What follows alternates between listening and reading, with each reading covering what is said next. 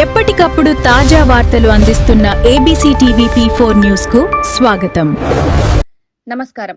ABC TV P4 news వార్తలకు స్వాగతం. ముందుగా వార్తల్లోని ముఖ్యాంశాలు. పవన్ కళ్యాణ్ త్వరగా కోలుకోవాలని ఎల్లమ్మ ఆలయంలో ప్రత్యేక పూజలు. సంపూర్ణ ఆరోగ్యంతో ప్రజాసేవకు రావాలని ప్రార్థన. పవన్ ఆరోగ్యం కోసం అమ్మవారికి ప్రత్యేక అర్చనలు. త్వరగా కోలుకోవాలని రాష్ట్ర వ్యాప్తంగా అభిమానుల ప్రార్థనలు.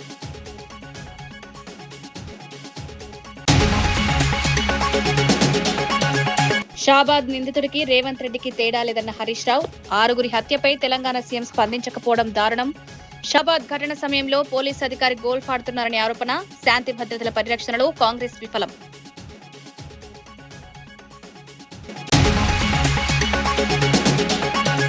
ఫీజు రియంబర్స్మెంట్ బకాయిలను వెంటనే విడుదల చేయాలన్న కృష్ణయ్య. విద్యార్థుల భవిష్యత్తుతో ప్రభుత్వం ఆటలాడకూడదని హెచ్చరిక. విద్యార్థుల హక్కుల కోసం సంఘాలు ఐక్యంగా పోరాడాలని పిలుపు. ఈ నెల 14న సత్యాగ్రహ నిరసన.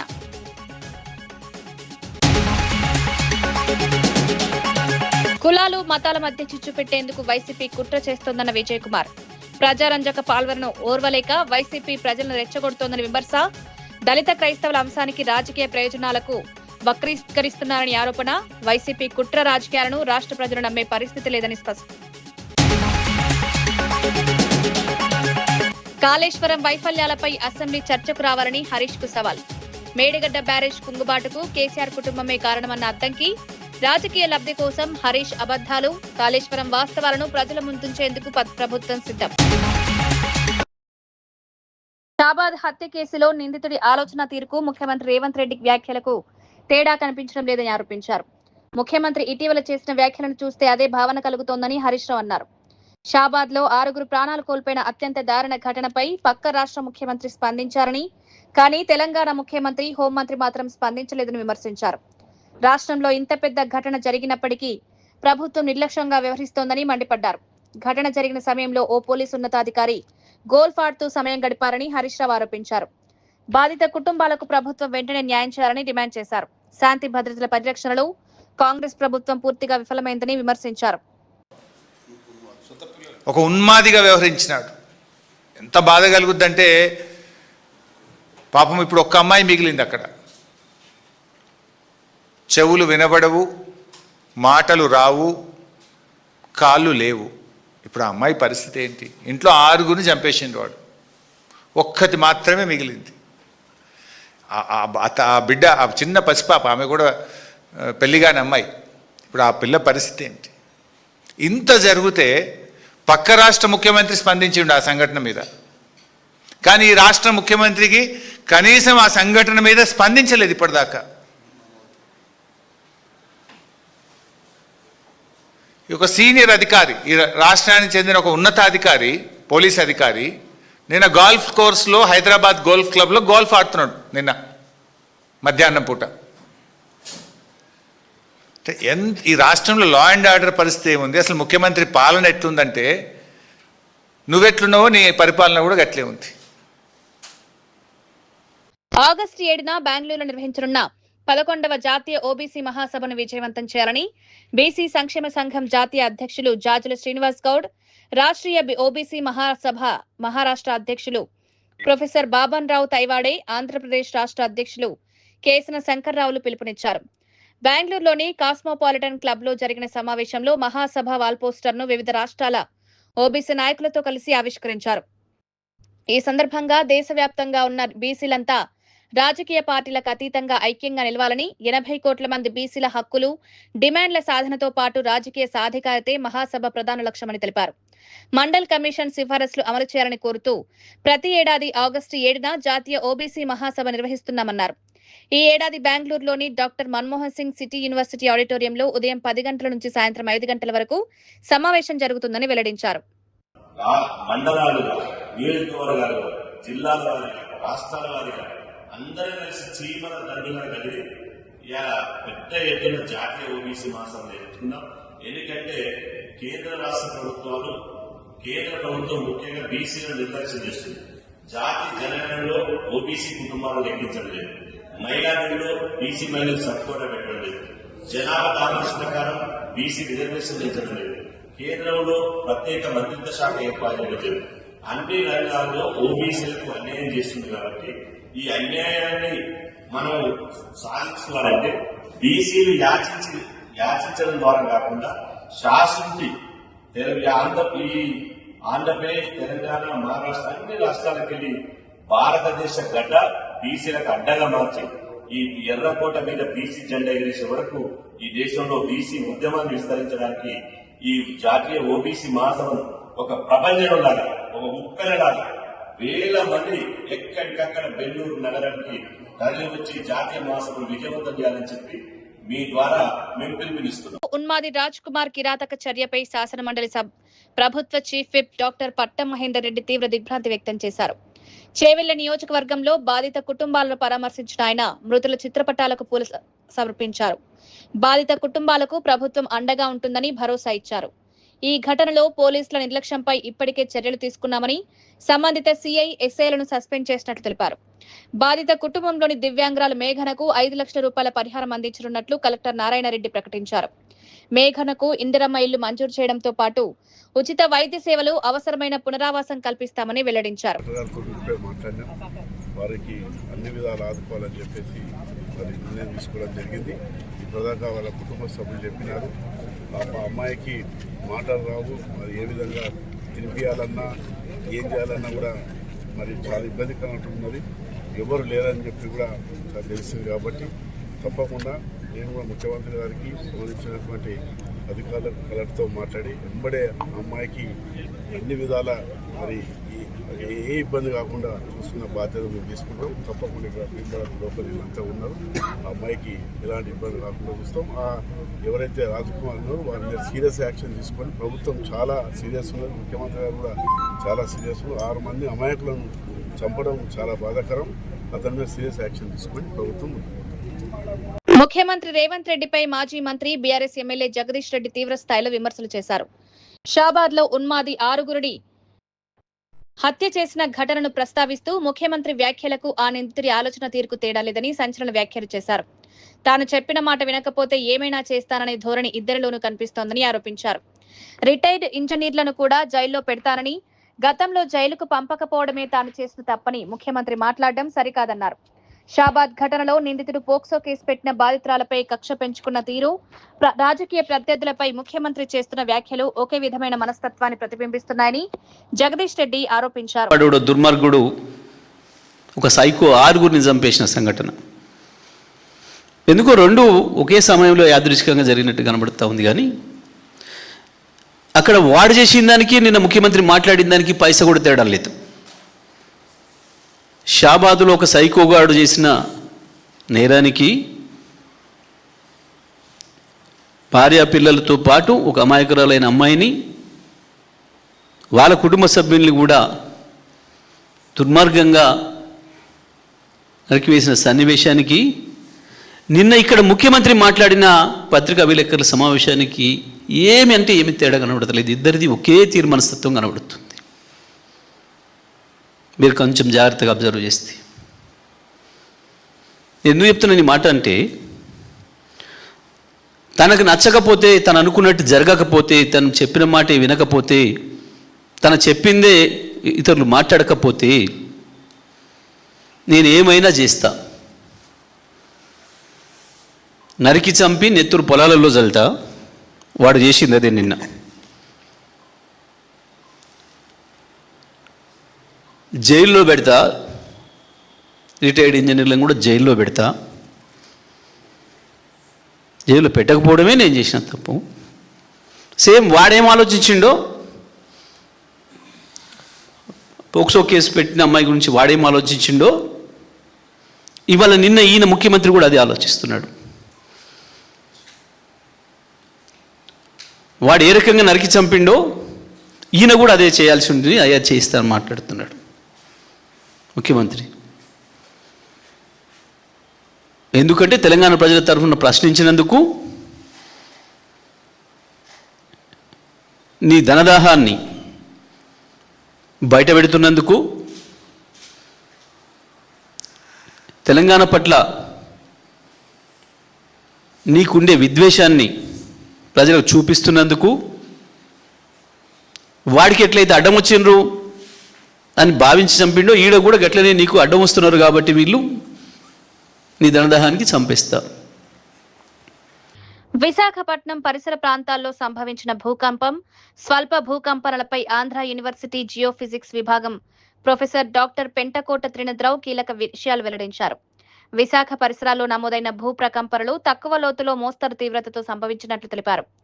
ఈ ప్రకంపనల కారణంగా ప్రజలకు ఎలాంటి ప్రమాదం లేదని స్పష్టం చేశారు. బంగాళాఖాతాన్ని కేంద్రంగా చేసుకుని భూకంపం సంభవించిందని, ప్లేట్ టెక్టోనిక్ కదలికలే దీనికి ప్రధాన కారణమని వివరించారు. భూమి లోపలి పొరల్లో సహజంగా జరిగే కదలికల వల్ల ఇలాంటి ప్రకంపనలు నమోదవుతుంటాయని తెలిపారు. విశాఖలో పలు చోట్ల ప్రజలు స్వల్ప ప్రకంపనలు గుర్తించినప్పటికీ ఆందోళన చెందాల్సిన అవసరం లేదన్నారు. భూకంప తీవ్రత, కేంద్రం, లోతు వంటి అంశాలను జియోఫిజిక్స్ నిపుణులు పరిశీలిస్తున్నట్లు చెప్పారు. Scale, the intensity of it is 4.5. This 4.5 indicating that it is a moderate earthquake. So it is a shallow earthquake and whose epicenter is 10 kilometer depth of the Bay of Bengal, which is situated 225 kilometers from Kakinada coast. So this is totally a shallow earthquake, but it's no problem at all. Because actually the region of this earthquake is we have a plate tectonics. So actually the world is divided into number of plates in which our Indian plate is moving towards north, which is collide with Eurasian plate and Burma plate. So whenever it is colliding towards that, what is the Eurasian plate and Burmese plate, there may be a possibility of the earthquake. So according to that, here today's earthquake is not this total movement of the Indian plate towards Eurasian plate, but it may be due to actually there are number of plates lying over the Bay of Bengal. So this is towards from north to south. Actually, these plates which are underneath the surface of the ocean, which is from north to south. So as these are totally these small mountains having a number of fault lines. So these fault lines are moving together. When they are moving together, what happens there? It is there may be possibility of collision of these tectonics. So whenever these plates are collide together, then the earthquakes are formed. So here this is earthquake of intensity 4.5 on Richter scale, which is a moderate earthquake. But the around the epicenter, definitely there are number of waves are formed. Actually in the earthquake there are two type of waves. One is a primary wave and the other one is a secondary wave. Adicherla block 2 బొగ్గుగని ప్రాజెక్టుకు అవసరమైన అనుమతులను 3 నెలల్లో మంజూరు చేయాలని Peddapalli MP గడ్డం వంశీకృష్ణ కేంద్ర ప్రభుత్వాన్ని కోరారు. జయశంకర్ భూపాలపల్లి జిల్లా మల్హార్ మండలంలోని తాడిచెర్ల బ్లాక్ 2 బొగ్గుగని ప్రాంతాన్ని ఆయన పరిశీలించారు. ప్రాజెక్టు పనులను ఆలస్యం చేయకుండా త్వరగా ప్రారంభించేలా కేంద్ర ప్రభుత్వం చర్యలు తీసుకోవాలని విజ్ఞప్తి చేశారు. బొగ్గుగని ప్రాజెక్టు ద్వారా స్థానిక ప్రాంత అభివృద్ధికి అవకాశాలు పెరుగుతాయని వంశీకృష్ణ తెలిపారు. ముఖ్యంగా ఆరోగ్య అవకాశాల్లో స్థానిక యువతకు మొదటి ప్రాధాన్యం ఇవ్వాలని అధికారులను కోరారు. ప్రాజెక్టు అభివృద్ధితో పాటు స్థానిక ప్రజల హక్కులు, ప్రయోజనాలను కూడా పరిరక్షించాల్సిన బాధ్యత ఉందన్నారు. భూములు, ఉపాధి, ఇతర స్థానిక సమస్యల విషయంలో ప్రజలకు అన్యాయం జరగకుండా చూడాలని సూచించారు. కేంద్ర ప్రభుత్వం త్వరగా అనుమతులిచ్చి పనులు ప్రారంభిస్తే ఈ ప్రాంత యువతకు ఉపాధితో పాటు స్థానిక ఆర్థిక వ్యవస్థ కూడా బలోపేతమవుతుందని పేర్కొన్నారు. ఉద్యోగాలు దక్కాలో, స్థానికులకు ఉద్యోగాలు కావాలని చెప్పి ఏదైతే మా డిమాండ్ ఉన్నదో దాన్ని కూడా సింగరేణి తోటి మాట్లాడి ఖచ్చితంగా జరిగేటట్టు మేము కృషి చేస్తాము. మరో ముఖ్యమైన అంశము ఎక్స్పాన్షన్ ద్వారా దాదాపు 6 మిలియన్ టన్ల అవుట్పుట్, అంటే ఇప్పుడు తాడిచెర్ల 1 అవుట్పుట్ కేవలం 2 మిలియన్ టన్లు. సో దాదాపు 3 రేట్లు అవుట్పుట్ పెరుగుతుంది ఈ సైట్ కి వెళ్ళని చెప్పి మీ అందరికి తెలియజేస్తున్నాను. దాదాపు 50,000 కోట్ల రూపాయల టర్నోవర్ ఈ సైట్ కి వెళ్ళి, ఈ ప్రాజెక్ట్ కి వెళ్ళి వస్తుంది. తెలంగాణలో పెండింగ్ లో ఉన్న ఫీజుల రీఎంబర్స్మెంట్ బకాయిలను ప్రభుత్వం వెంటనే విడుదల చేయాలని రాజ్యసభ ఎంపీ ఆర్ కృష్ణయ్య డిమాండ్ చేశారు. హైదరాబాద్ విద్యానగర్లోని బీసీ భవన్ లో నిర్వహించిన సమావేశంలో ఆయన పాల్గొని మాట్లాడారు. ఫీజు బకాయిల సమస్యపై ప్రభుత్వం సరైన విధంగా స్పందించడం లేదని తీవ్ర విమర్శలు చేశారు. ఆర్థికంగా వెనుకబడిన వర్గాలకు చెందిన విద్యార్థుల చదువులపై ఫీజు రీఎంబర్స్మెంట్ ఆలస్యం తీవ్ర ప్రభావం చూపుతోందని ఆందోళన వ్యక్తం చేశారు. విద్యార్థుల భవిష్యత్తుతో ప్రభుత్వం ఆటలాడకూడదని హెచ్చరించారు. పెండింగ్ బకాయిలను తక్షణమే చెల్లించి విద్యార్థులు విద్యా సంస్థలకు ఉపశమనం కల్పించాలని కోరారు. విద్యార్థుల హక్కుల కోసం విద్యార్థి, బీసీ, ప్రజా సంఘాలు ఐక్యంగా పోరాటం చేయాలని పిలుపునిచ్చారు. ఈ నెల 14న నిర్వహించనున్న సత్యాగ్రహ నిరసన కార్యక్రమంలో పెద్ద సంఖ్యలో పాల్గొనాలని కోరారు. లాగా తీసుకొస్తాం, మీరందరూ కలిసి రావాలని ప్రతి ఒక్కరికి నేను విజ్ఞప్తి చేస్తున్నా. అది ఏమాత్రం జాప్యం చేయకుండా ఇప్పుడు విద్యార్థులను ఆదుకోవడానికి 120 బీసీ హాస్టళ్లు, 150 బీసీ రెసిడెన్షియల్ పాఠశాలలు మంజూరు చేయాలి. అదే విధంగా ఫీజుల బకాయిలు 8,000 కోట్లు వెంటనే రిలీజ్ చేయాలి. అందులో భాగంగా ఈ నెల 14న జరుగుతున్న సత్యాగ్రహ దీక్షకు అందరినీ నేను ఓపెన్ గా ఆహ్వానిస్తున్నా. వచ్చి మీరు మద్దతు ప్రకటించండి అని చెప్పి నేను విజ్ఞప్తి చేస్తున్నా. ఈ నెల 16న రాష్ట్ర వ్యాప్తంగా అన్ని జిల్లా కేంద్రాల్లో, మండల కేంద్రాల్లో, నియోజకవర్గ కేంద్రాల్లో కాలేజీలు బైకాట్ చేసి ర్యాలీలు తీసి MRO office, collector office, RDO ఆఫీసులు ముట్టడి చేయాలని చెప్పి పిలుపునిస్తున్నారు. భూభారతి చట్టాన్ని సమర్థవంతంగా అమలు చేసేందుకు భూముల రీసర్వేకు అత్యంత ప్రాధాన్యమివ్వాలని మంత్రి పొంగులేటి శ్రీనివాసరెడ్డి అధికారులను ఆదేశించారు. ఖమ్మం జిల్లా పర్యటనలో భాగంగా భూభారతి, ఇందిరమ్మ ఇల్లు, ఇతర అభివృద్ధి కార్యక్రమాలపై అధికారులతో సమీక్ష నిర్వహించారు. రైతుల భూములకు పూర్తి భద్రత కల్పించడమే ప్రభుత్వ ప్రధాన లక్ష్యమని మంత్రి స్పష్టం చేశారు. భూ సమస్యల పరిష్కారంలో అధికారులు నిర్లక్ష్యం చేయకుండా క్షేత్రస్థాయిలో పరిశీలించి సమస్యలను వేగంగా పరిష్కరించాలని సూచించారు. భూముల రికార్డుల్లో తప్పులు, వివాదాలను గుర్తించి రీసర్వే ద్వారా సరిచేయాలని ఆదేశించారు. ఇందిరమ్మ ఇళ్ల నిర్మాణ పనులను కూడా వేగవంతం చేయాలని అధికారులకు సూచించారు. వాతావరణ పరిస్థితులకు అనుగుణంగా రైతులు పంటలు సాగు చేసేలా అవగాహన కల్పించాలన్నారు. రైతుల ప్రయోజనాలు, భూ హక్కుల పరిరక్షణ విషయంలో ప్రభుత్వం రాజీ పడదని పొంగులేటి స్పష్టం చేశారు. కార్యక్రమాలు చేశాం. భవిష్యత్తులో కూడా శంకరన్న, వారి సతీమణి సర్పంచ్ గారు చెప్పినట్లు అనేక అభివృద్ధి కార్యక్రమాలు చేయడానికి నేను సిద్ధంగా ఉన్నాను. అంతేకాదు, అభివృద్ధి కార్యక్రమాలతో పాటు సంక్షేమ కార్యక్రమాలకి గౌరవ ముఖ్యమంత్రి రేవంత్ రెడ్డి గారి నాయకత్వంలోని మన ప్రభుత్వం ప్రతి పేదవాళ్ళకి అనేక సంక్షేమ కార్యక్రమాలు ఇస్తున్నాం. ఇల్లు 2వ విడత ఇప్పుడే ఇచ్చాం, మళ్ళీ 3వ విడత ఇస్తాం, 4వ విడత ఇస్తాం. ఇల్లు రాలేదని ఎవరూ కూడా రంది పడాల్సిన అవసరం లేదు. అర్హులైన ప్రతి పేదవాడికి ఇందిరమ్మ ఇల్లు ఇచ్చి తీరుతాం. సన్న బియ్యం ఇస్తున్నాం, 200 యూనిట్లు ఉచిత కరెంట్ ఇస్తున్నాం.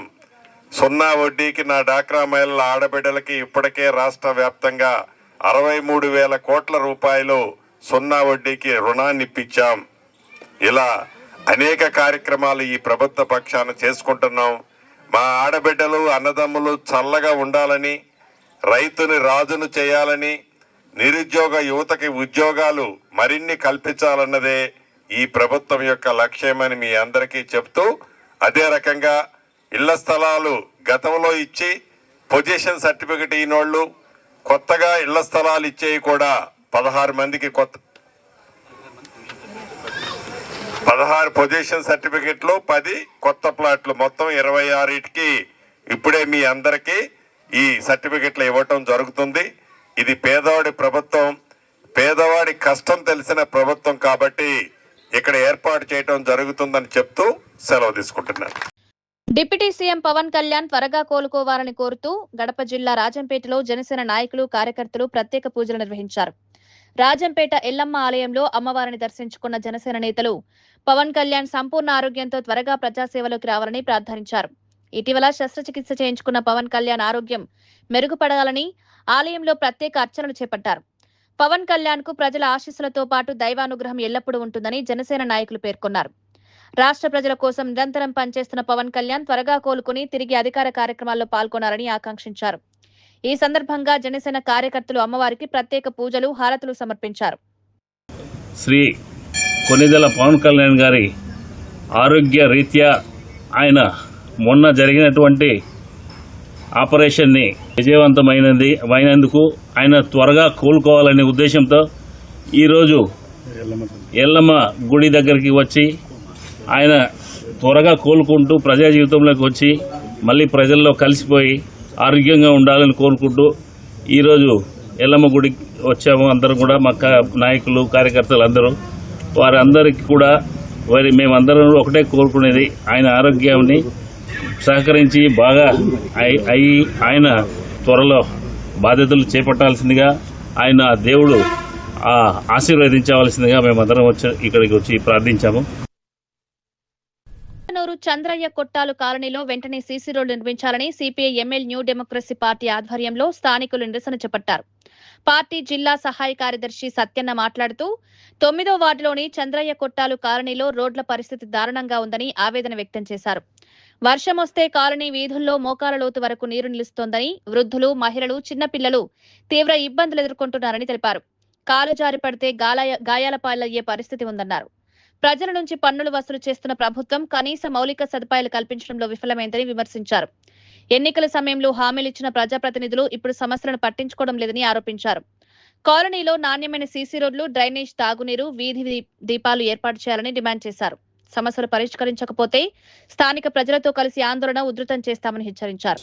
చాలా ఇబ్బందికరంగా ఉంది. కమిషనర్ ఒకసారి వచ్చి చూసిపోయినాడు, చూసిపోయి కూడా వేస్తానని చెప్పి వేయలే. ఎమ్మెల్యే గెలిచి 2 సంవత్సరాలు అయినా మీకు రోడ్లు ఖచ్చితంగా వేస్తానని హామీ ఇచ్చి పోయినాడు. ఇంట్లో కూర్చున్న ఓట్లు వేసుకొని ఇంట్లో కూర్చున్నాడు, మర్చిపోయినాడు ప్రజలకి. ఒక్కసారి కూడా వచ్చి కలిసి రోడ్లు ఎట్లుండవి, రోడ్లు వేసినారా లేదా అని ఒక్కసారి కూడా వచ్చి ఈ చంద్రకోటలో పర్యటించలే. ఆ మనిషి ఇంటింటికి వచ్చి తిరిగి మనం ఓట్లు వేసుకున్నారు కాబట్టి మనకి రోడ్లు వేయాలా ఖచ్చితంగా.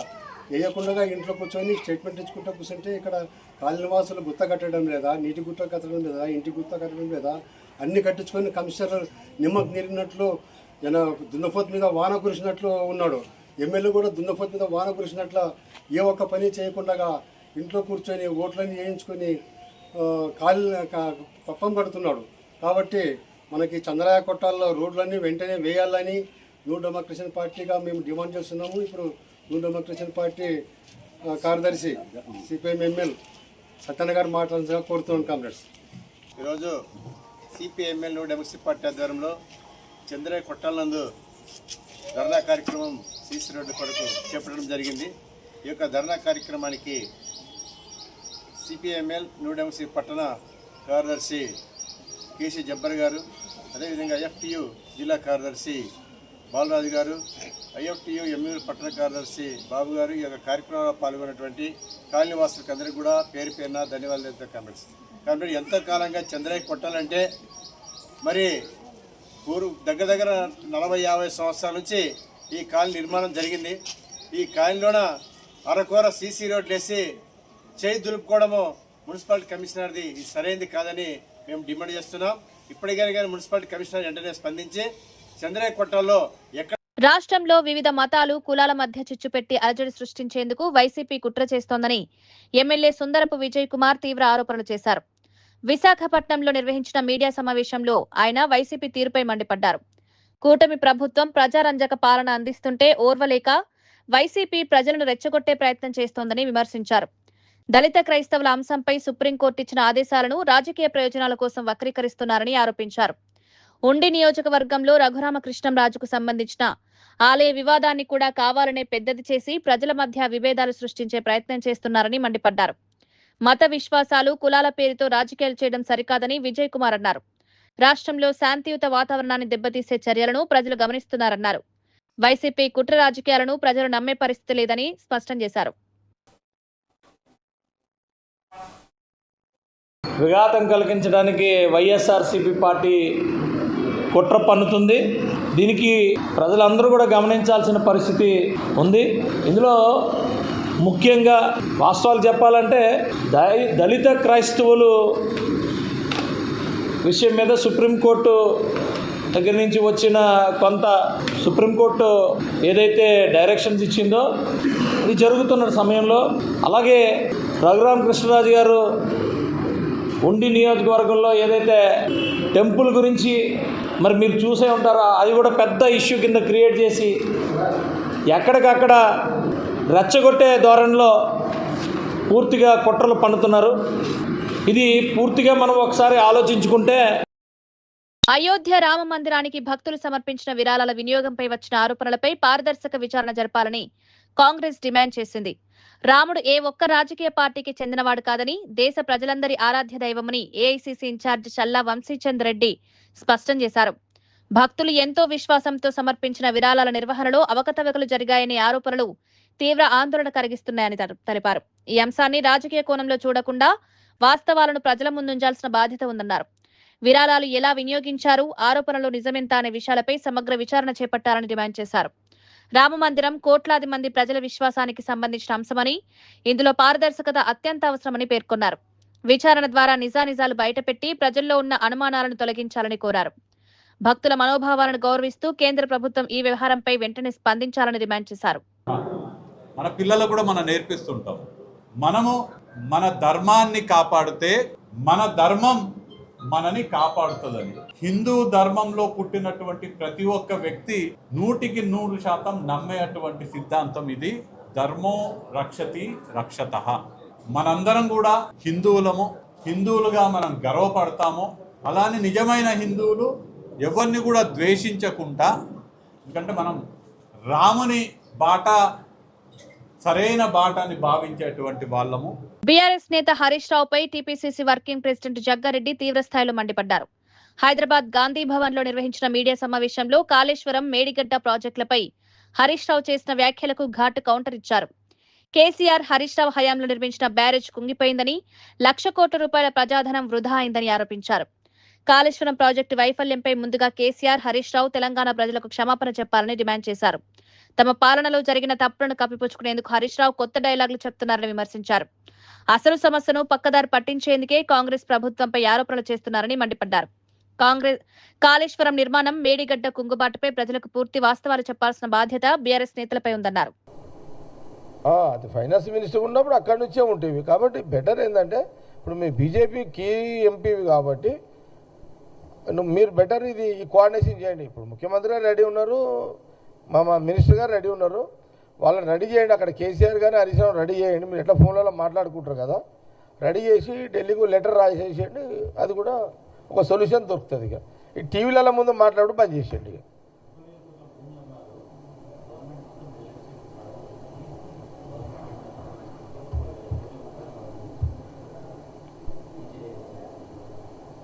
ఎవరన్నది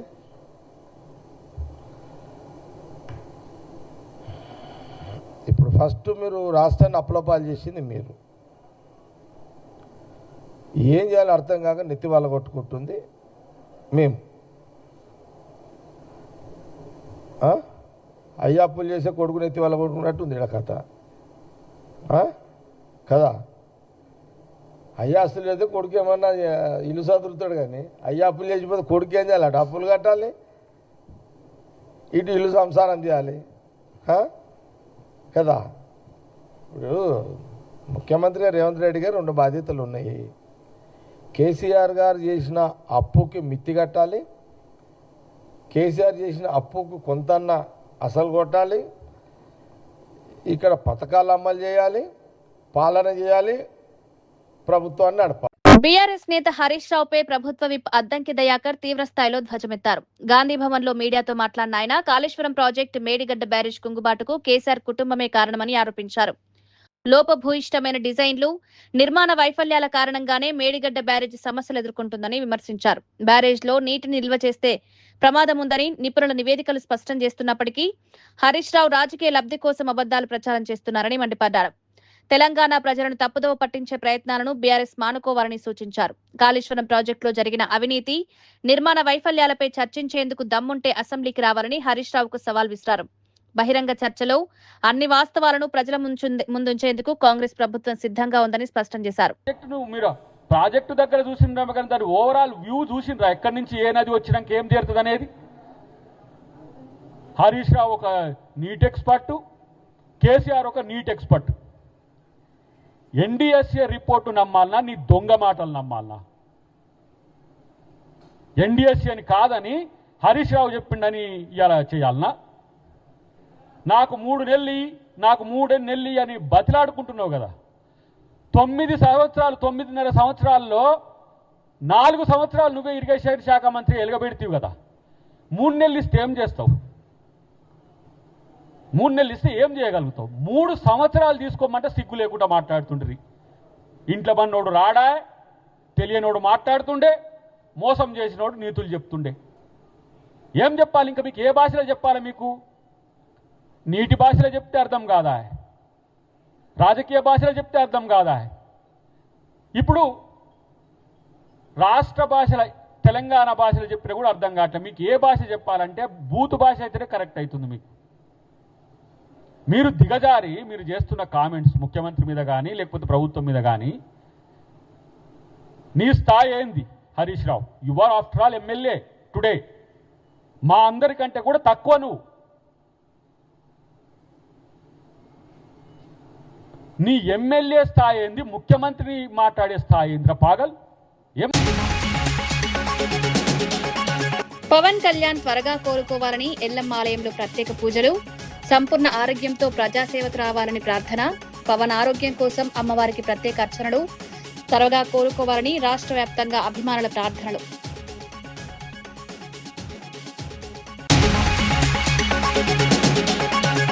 షాబాద్ నిందితుడికి రేవంత్ రెడ్డికి తేడా లేదన్న హరీష్ రావు.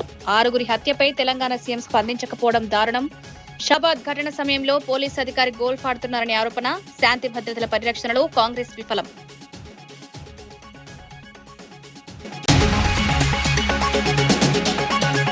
ఫీజు రియంబర్స్మెంట్ బకాయిలను వెంటనే విడుదల చేయాలన్న కృష్ణయ్య. విద్యార్థుల భవిష్యత్తుతో ప్రభుత్వం ఆటలాడకూడదని హెచ్చరిక. విద్యార్థుల హక్కుల కోసం సంఘాలు ఐక్యంగా పోరాడాలని పిలుపు. ఈ నెల 14న సత్యాగ్రహ నిరసన.